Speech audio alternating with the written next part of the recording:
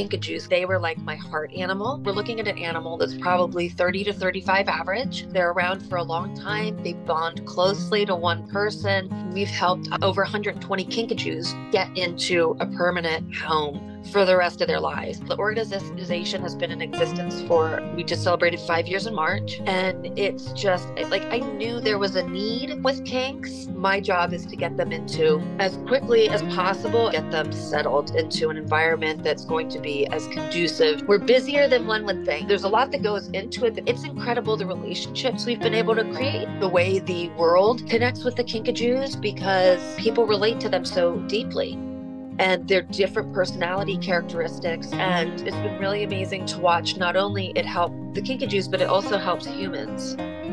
Typically the one who's getting the phone call. So I'm collecting the information. I kind of interview the owner. My first goal is always to make sure that the animal can stay in the home. There are people out here too, other sanctuaries, other private owners that are donating like their lives to these animals. Mostly people relinquish them to me. The higher percentage is people who get them as pets and then realize after like a year or two, like, what did I get myself into? Let me preface by saying that every Kinkajou is different. Your average Kinkajou, they're high energy. They're very playful and they're criminally cute. They look like a little monkey bear, but they're not related to a monkey. They're related to the raccoon, and they are found in the treetops of South and Central America. They go through this phase called the terrible twos, which lasts from age 2 to 6, and it's basically like they're super moody. Most Kinkajous are destructive because they're also so smart. They are devious in the best way possible, and they're very willful, like a raccoon. They go to sleep at dawn. So as the sun comes up, they're going to sleep, and they basically sleep until dusk. They're very food oriented.